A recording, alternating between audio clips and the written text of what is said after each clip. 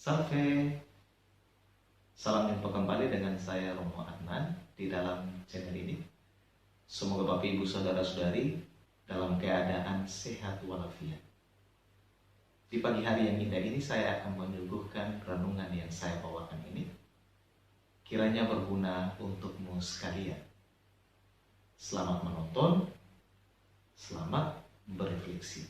Jangan lupa tetap stay at home. Bacaan dari Kisah Para Rasul bab 18 ayat 9 sampai 18. Ketika Paulus ada di kota Korintus, Tuhan berfirman kepadanya pada suatu malam di dalam suatu penglihatan. Jangan takut, teruslah memberitakan firman dan jangan diam. Sebab aku menyertai engkau dan tidak ada seorang pun yang akan menjamah dan menganiaya engkau, sebab banyak umatku di kota ini. Maka tinggallah Paulus di situ selama 1 tahun 6 bulan, dan ia mengajarkan firman Allah di tengah-tengah mereka. Akan tetapi setelah Galio menjadi gubernur di provinsi Akaya, bangkitlah orang-orang Yahudi bersama-sama melawan Paulus. Mereka membawa dia ke depan pengadilan. Kata mereka, ia ini berusaha meyakinkan orang untuk beribadah kepada Allah dengan jalan yang bertentangan dengan hukum. Ketika Paulus hendak memulai berbicara, berkatalah Galio kepada orang-orang Yahudi itu, "Hai orang-orang Yahudi, sekiranya dakwaanmu mengenai suatu pelanggaran atau kejahatan, sudahlah sepatutnya aku menerima perkaramu. Tetapi dalam hal ini adalah perselisihan tentang perkataan, nama, atau hukum yang berlaku di antara kamu, maka hendaklah kamu sendiri mengurusnya. Aku tidak rela menjadi hakim atas perkara yang demikian." Lalu Galio mengusir mereka dari ruang pengadilan.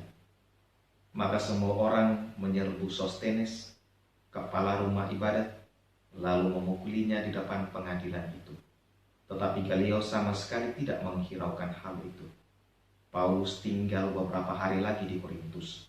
Lalu ia minta diri kepada saudara-saudara di situ dan berlayar ke Syria sesudah ia mencukur rambutnya di Kengkrea karena ia telah bernajar. Demikianlah sabda Tuhan. Syukur kepada Allah.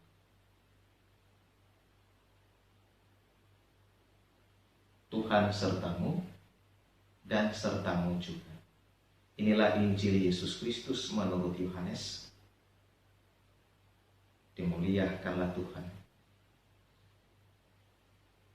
Yohanes bab 16 ayat 20 sampai 23a. Dalam amanat perpisahannya, Yesus berkata kepada murid-muridnya, "Aku berkata kepadamu, sesungguhnya kamu akan menangis dan meratap, tetapi dunia akan bergembira. Kamu akan berduka cita, tetapi duka citamu akan berubah menjadi sukacita. Seorang perempuan berduka cita pada saat ia melahirkan, tetapi sesudah melahirkan anaknya, ia tidak ingat lagi akan penderitaannya, karena kegembiraan bahwa seorang manusia telah dilahirkan ke dunia. Demikian juga kamu sekarang diliputi duka cita, tetapi aku akan melihat kamu lagi, dan hatimu akan bergembira, dan tidak ada seorang pun yang dapat merampas kegembiraanmu itu daripadamu. Dan pada hari itu, kamu tidak akan menanyakan apa-apa padaku."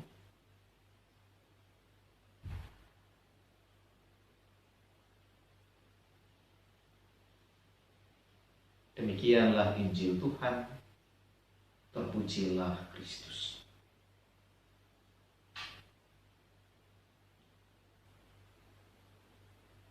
Bapak Ibu Saudara-saudari yang terkasih di dalam Kristus, kegembiraan adalah suatu kebajikan yang sangat Kristiani. Ia adalah salah satu buah Roh Kudus. Orang-orang kudus yang gembira ini mengatakan kepada kita bahwa kegembiraan membuat jalan ke surga lebih mudah. Kegembiraan itu seperti udara di dalam balon. Udara selalu membuat balon naik ke atas. Kegembiraan itu seperti layar pada sebuah perahu. Kegembiraan membawa Anda ke tempat-tempat lain tanpa menuntut Anda bekerja sedikit pun. Kegembiraan membuat cobaan jauh dari Anda. Kegembiraan membuat lebih mudah menjadi baik. Kegembiraan tetap menjernihkan pikiran dan memberikan istirahat kepada hati. Kita adalah anak-anak Allah. Jadi, kita memiliki hak ilahi untuk bergembira. Hal ini ditegaskan oleh Bruno Hexfield demikian. Kegembiraan diciptakan untuk kita dan kita untuk bergembira. Dalam Injil hari ini, pada saat-saat terakhir bersama orang-orang terkasihnya, para muridnya, Tuhan Yesus memberikan pesan indah kepada mereka. Tuhan Yesus tak bermaksud untuk menakut-nakuti para muridnya, tetapi untuk menyiapkan hati mereka agar tetap tabah dan setia terhadap semua perjuangan mereka menjadi saksinya. Tuhan Yesus mengatakan bahwa tidak lama lagi mereka akan berduka cita karena sengsara dan wafatnya. Pada saat itu orang-orang yang telah menyalibkan Tuhan Yesus justru akan bergembira karena orang yang selama ini dianggap mengganggu kenyamanan mereka telah tiada. Bagi orang-orang ini, kematian Yesus dilihat sebagai hari kemenangan, hari sukacita bagi mereka. Tetapi Tuhan Yesus menguatkan para muridnya bahwa duka cita yang nantinya dialami oleh mereka tidak akan bertahan lama. Duka cita mereka akan berubah menjadi sukacita. Sukacita terbesar para murid adalah karena Tuhan Yesus bangkit dari antara orang mati. Tuhan Yesus menggambarkan duka cita dan sukacita para muridnya seperti seorang ibu berduka cita pada saat melahirkan, tetapi setelah melahirkan anaknya, ia pun lupa akan penderitaannya karena ia bergembira bahwa seorang manusia telah dilahirkan ke dunia. Yang pastinya, bahwa hati para murid akan penuh dengan sukacita, dan sukacita itu tidak dapat dirampas oleh siapapun. Tuhan Yesus mau menyatakan bahwa mereka yang setia mengikutinya dengan menjadi saksinya tidak luput dari penderitaan, ratapan, dan air mata. Tetapi itu tidak akan abadi, karena Tuhan akan mengubahnya menjadi sukacita bila mereka tetap bertahan di dalam iman. Kebangkitan Tuhan Yesus menumpukan sukacita yang besar dalam hati para muridnya, sehingga hati mereka berkobar-kobar untuk bersaksi tentang peristiwa itu. Tak bisa dibayangkan begitu besar sukacita mereka, sampai-sampai mereka pergi dari satu tempat ke tempat lain untuk memberitakan bahwa Kristus telah bangkit dari antara orang mati. Bapak, Ibu, saudara-saudari yang terkasih di dalam Kristus, dalam bacaan pertama hari ini mengisahkan kepada kita bagaimana Rasul Paulus telah dirampas oleh sukacita Tuhan. Rasul Paulus bahkan begitu yakin bahwa Tuhan sanggup mengubah segala sesuatu menjadi baik. Keyakinan ini mendorong Paulus untuk terus mewartakan Injil di Korintus. Tuhan bahkan mendorong Paulus untuk tidak usah takut, tidak boleh diam, tetapi teruslah mewartakan Injil. Tuhan berjanji untuk menyertai Paulus dan tidak ada seorang pun yang akan menyentuhnya dan menganiayanya. Walaupun ditentang dan dilawan oleh orang-orang Yahudi dan dihadapkan ke pengadilan, tetapi Tuhan tetap menjaga dan melindungi Paulus. Tuhan justru memiliki banyak cara untuk menunjukkan penyertaannya. Gubernur Galio yang tidak mengenal Kristus sama sekali, tetapi justru dipakai oleh Tuhan untuk melindungi Paulus. Oleh karena itu sang gubernur lepas tangan dan tidak mau mengurusi pertengkaran antara orang-orang Yahudi dengan Paulus.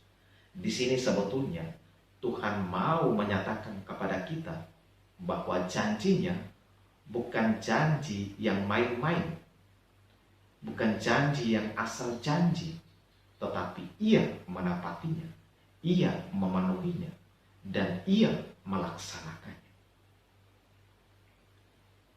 Bapak, Ibu, Saudara-saudari yang terkasih di dalam Kristus, terkadang kita lebih mengharapkan akan sukacita ketimbang duka cita. Kita bahkan berusaha untuk tidak ingin mengalami duka cita lebih dahulu. Padahal telah lama peribahasa kuno ini mengiang di telinga kita. Berakit-rakit ke hulu, berenang-renang ke tepian. Artinya bersakit-sakit dahulu, bersenang-senang kemudian. Namun, rupanya tidak semua kita yang ingin untuk mengalami sakit lebih dahulu, baru bersenang-senang kemudian. Rupanya mental isegoing, harap gampang, telah merambati kehidupan kita. Hari ini melalui Injilnya, Tuhan Yesus juga menyadarkan kita sebagai murid-muridnya bahwa untuk mencapai sukacita, orang mesti terlebih dahulu mengalami duka cita. Itu berarti tidak ada kegembiraan tanpa penderitaan. Tidak ada sukacita tanpa salib. Tidak ada kematian tanpa kebangkitan. Kita orang beriman diajak untuk setia menanggung duka cita karena mengikuti Kristus, karena mewartakan nama Kristus. Maka Tuhan sendiri yang akan mengubah duka cita kita menjadi sukacita. Bahkan sukacita yang disediakan oleh Tuhan tiada tarahnya. Orang yang beriman meski menanggung banyak penderitaan, tetapi diharapkan agar tidak kehilangan harapan akan sukacita. Tuhan telah berjanji akan mewujudkan harapan kita itu. Bahkan tidak ada lagi duka cita setelah melalui pergulatan kehidupan yang sulit dan menyakitkan. Sukacita yang diharapkan akan dialami begitu kita menerima kehidupan yang baru di dalam Kristus. Sukacita sesungguhnya tidak bisa kita ciptakan sendiri, atau tidak bisa kita temukan dalam segala sesuatu yang kita miliki. Sukacita sesungguhnya hanya ada dalam Tuhan, hanya ada dalam Kristus. Karena itu adalah milik Tuhan, milik Kristus. Kita bersukacita karena kita membutuhkan Tuhan, dan kita mengalami bagaimana hidup kita dipuaskan oleh Tuhan, dan inilah sukacita kekal. Sukacita kekal hanya dapat kita miliki bila kita berpaut, bila kita berlabuh pada Kristus. Tuhan sendiri pula yang akan selalu menguatkan dan melindungi kita. Seberat apapun duka cita, perjuangan hidup kita sebagai murid Kristus tidak akan bertahan lama. Kristus tahu pasti dan selalu menemani kita melewati kesulitan ini bersama-sama. Dan ia pun sudah menantikan kita dengan sukacita yang besar, dengan sukacita yang kekal. Kristus menanamkan dalam hati kita keyakinan bahwa Allah sanggup membuat segala sesuatu menjadi baik. Karena bahkan dari kubur, dari maut pun ia membawa kehidupan. Harapan kita ada dalam diri seseorang yang keluar dari kubur, yaitu Kristus. Kristus tidak meninggalkan kita, tetapi ia masuk ke dalam kesakitan kita, penderitaan kita, bahkan dalam seluruh diri dan kehidupan kita. Tuhan telah mendahului kita dalam sakit, hidup, dan mati. Kita ini bicara yang mencari harapan. Kita mesti berpegang teguh pada Yesus Kristus yang telah bangkit. Karena dialah yang dapat mengubah sakit kita, derita kita, duka kita menjadi sukacita. Memang tanpa Tuhan kita menemukan kegembiraan, tapi tidak bertahan lama karena tidak berakar dan kemudian akan lenyap. Namun bersama Tuhan kita menemukan sukacita yang berakar dan bertahan lama. Bergembiralah bahwa Tuhan telah bangkit dan telah naik ke surga, dan Ia senantiasa menyertai kita sampai akhir zaman. Inilah sukacita kita orang beriman yang tak bisa diambil, yang tak bisa dirampas oleh seorang pun. Akhirnya, apabila sukacita Tuhan sudah merampas kita, apapun tidak akan bisa menarikmu lagi. Marilah bersama Bunda Maria kita memohon kepada Tuhan agar menguatkan kita di dalam penderitaan hidup sebagai murid-murid Kristus dan menumbuhkan harapan kita bahwa duka cita akan berubah menjadi sukacita. Marilah kita mohon agar Tuhan selalu mencurahkan janji sukacitanya kepada kita. Amin. Selamat pagi dan selamat berkarya. Jaga kesehatan dan stay at home. Salve. Tuhan memberkatimu sekalian. Bapak, Ibu, Saudara-saudari yang terkasih, terima kasih sudah menonton video ini. Jika suka dengan video ini, silakan like, komen, subscribe, dan bagikan juga dengan teman-teman kalian.